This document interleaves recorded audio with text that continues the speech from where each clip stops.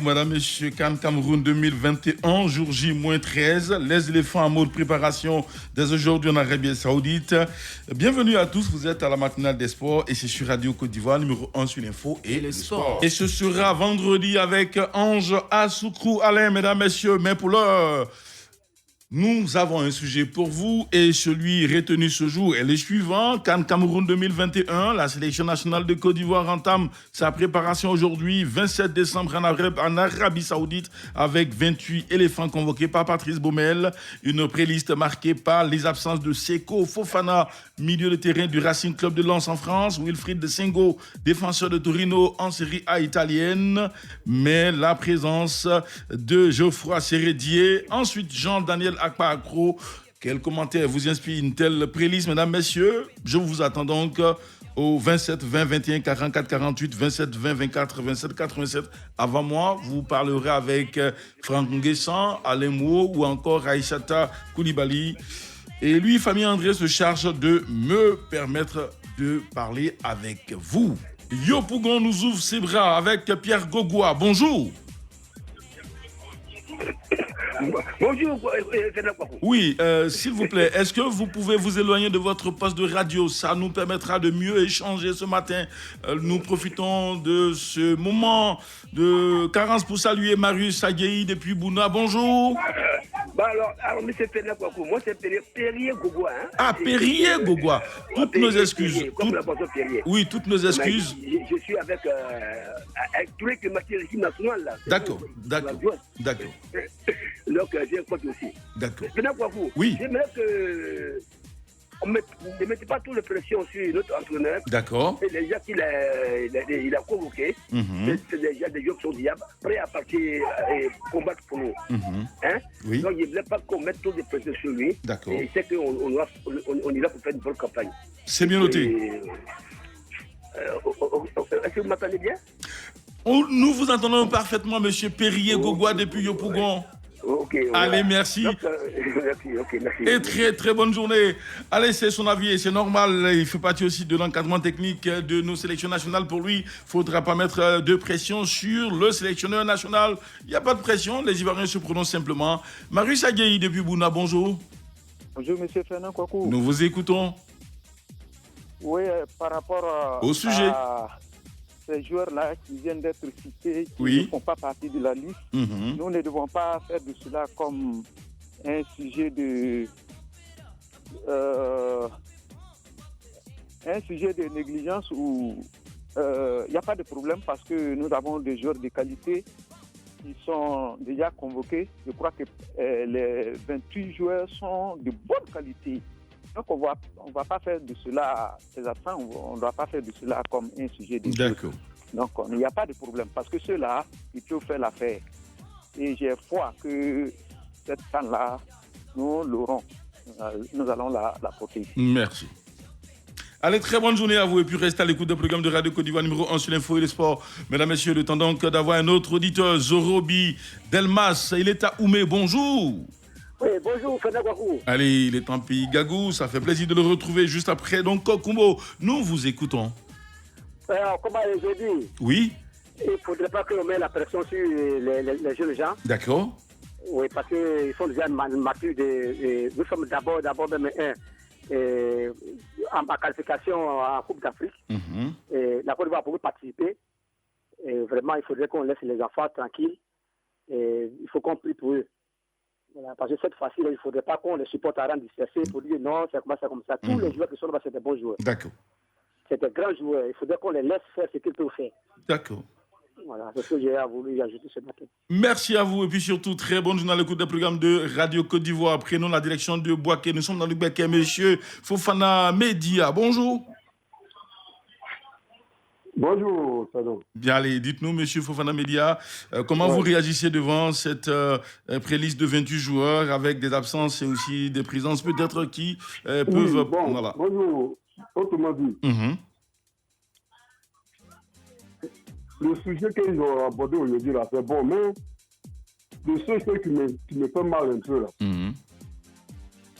Allô? Oui, je vous écoute. Allô? Oui, allez-y, monsieur Fofana, parlez. Ouais. Je disais, si jamais l'entraîneur pourrait faire une rencontre avec les journalistes pour s'expliquer un peu, parce qu'il a pris des joueurs, vraiment, moi, je ne suis pas content. Vous en faites pas, il était devant la presse, il a exposé, Voilà, il a justifié ses choix. Et c'est lui le sélectionneur. Voilà, si vous pouvez faire un truc devant la presse, là, c'était bon. Si, il a fait. Ahmed Diallo, là. Le traité a été dédié à beaucoup de pays. D'accord. Mais il a laissé ce pays-là pour venir jouer à la Côte d'Ivoire. Jusqu'aujourd'hui, on n'a pas pris petit là. Vraiment, moi, ça me fait mal. Yako. Monsieur Média, oui. Vous savez, dans une... C'est qu'ils ont pris là, je ne sais pas que c'est pas de bon. Voilà, c'est ce que j'allais vous dire. Il méritait d'être dans des effectifs. Oui. Merci à vous, monsieur Média. Vous en faites surtout pas. La vie même est faite de facteurs chance et de valeurs intrinsèques. Et donc, pour l'instant, la valeur intrinsèque de Amad Diallo prévaut sur son facteur chance. Il faut donc accepter qu'il ne fasse pas partie de cette liste. Allez, merci. Et puis surtout, très bonne journée à l'écoute d'un programme de Radio Côte d'Ivoire, numéro 1 sur l'info et le sport. Nos amis internautes, pour l'instant, avant donc nos consultants, monsieur Blaise Kouassi, dit ceci. Le seul commentaire que je puisse faire, c'est que tout choix est subjectif, donc discutable. Le sélectionneur Patrice Baumel a porté son choix sur un certain nombre de joueurs dont la Côte d'Ivoire attend beaucoup. Le sélectionneur en tirera toutes les conséquences. Je rappelle qu'il y a donc 114 j'aime et 47 commentaires, 8 partages. On ne pourra donc lire tous les commentaires.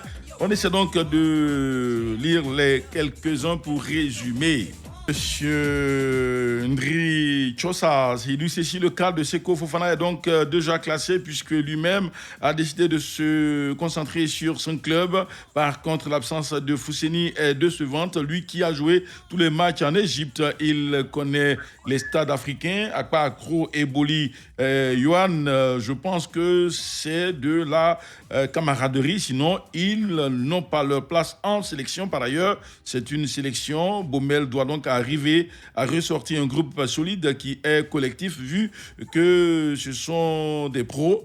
Sinon, même si tu appelles un Cristiano ou un Messi sans objectif, l'équipe ne peut pas donc avancer. Il a dit qu'il respecte pour finir les choix de Patrice Baumel. Nos consultants sont déjà là. Et nous avons le premier, c'est Jean-Philippe Auria, n'est-ce pas? Bonjour Philippe. Bonjour Fernand. Alors on sent que tu es revenu à de meilleurs, avec une santé de fer, hein? À de meilleurs sentiments, c'est ça? Oui. Et merci beaucoup, merci pour vos prières. Je suis de retour et j'espère pour très longtemps. Allez, vous en faites surtout pas. Hein? Puisse Dieu vous donner cette santé de fer pour entrer en 2022 avec beaucoup de joie, beaucoup de bonheur. Dites-nous, Jean-Philippe Auria, quand vous regardez justement cette préliste de Patrice Baumel, ça vous inspire quoi? Mais je pense que déjà Baumel est parti sur des certitudes. Il a voulu constituer un groupe avec des hommes qu'il connaissait parfaitement. On sait qu'il a été déjà dans un premier passage dans la période 2013-2014 jusqu'à 2015 avec les éléphants de Côte d'Ivoire, cette fois-ci en tant qu'assistant d'Hervé Renard. Quand on regarde sa liste, on se rend compte qu'il est parti avec aujourd'hui des joueurs qui sont cadres mais qui étaient des jeunes loups lorsqu'il effectuait son premier passage au niveau de l'équipe nationale. Et avec la situation liée à la Covid-19, c'est un groupe de 28 joueurs qu'il fallait choisir, même si au niveau de ces joueurs, on se pose énormément de questions au niveau de leur compétitivité, puisque beaucoup sont, je dirais, à court de compétition. Mais je pense que c'est une compétition qui doit durer un mois. Ça dépend des objectifs que tu as signé à Baumel. Il est parti avec des hommes qu'il connaissait parfaitement. Alors dites-nous, coach, quand vous regardez, vous, en tant que technicien, cette préliste, est-ce que vous pensez que Baumel a fait justement le meilleur choix et a pris donc les meilleurs hommes? Ben, écoutez, pour ce qui concerne la sélection, je crois que Baumel a pris le temps nécessaire de pouvoir faire appel à des éléments selon les circonstances. On a été éliminé pour le mondial. Donc, en fonction de ça aussi, il y a eu des critiques de part et d'autre. Je crois que c'est tout cette panoplie qui a été mise ensemble qui lui ont permis quand même aussi, avec les réalités du moment, de pouvoir faire la sélection. Maintenant, pour ce qui concerne Seko, il est absent et il est considéré aujourd'hui par les observateurs comme l'un des meilleurs joueurs des 100 et or. C'est dommage. Il a opté certainement pour le RC Lens à cause certainement du fait qu'il ne joue pas régulièrement en équipe nationale. Donc, pour lui, c'est un cas isolé. Mais pour ce qui concerne les ténors comme Sérédié, c'est un capitaine courage, combatif, mobilisateur, prêt à aller au charbon. Il a beaucoup d'expérience de la CAN. Il est capable, de par sa présence sur l'aire de jeu ou en dehors de l'aire de jeu, d'insuffler la gagne. Et ça, c'est très important. Maintenant, pour ce qui concerne Jean Akpa, je dirais que là, en ce moment-là, c'est le moins brillant et le moins inconnu de cette sélection-là. Parce qu'il est passé, même s'il a été sélectionné à plusieurs regroupements, mais il est passé quand même inaperçu. Le cas d'un peu désolateur, c'est le cas de Wilfried Senghor, qui est considéré comme l'adversaire ou même l'héritier de Serge Aurier, qui est absent en même temps que Ahmed Diallo. Je dirais aussi que quelque part, c'était le choix de l'entraîneur. Je crois qu'il a opté certainement de façon générale pour l'expérience. Et c'est l'expérience qui va prévaloir au profit de la jeunesse. D'accord, c'est bien noté. Jean-Philippe Auria. Oui, Fernand. Oui, dites-nous en 1 minute, est-ce que le choix de l'Arabie Saoudite pour la préparation, pour vous, est une bonne chose, même si c'est un partenariat, ou est-ce qu'il fallait donc changer de... Je pense qu'il y a eu un repérage qui a été effectué par les membres du comité de normalisation, le sélectionneur national. Je pense qu'ils ont estimé que les conditions étaient idoines pour une préparation adéquate pour cette Coupe d'Afrique des Nations. On se rappelle qu'en 2015, la Côte d'Ivoire s'est préparée du côté d'Abu Dhabi. C'était pratiquement dans les mêmes conditions atmosphériques. Merci, d'accord. Et voilà, on verra ce que cela va donner. Merci.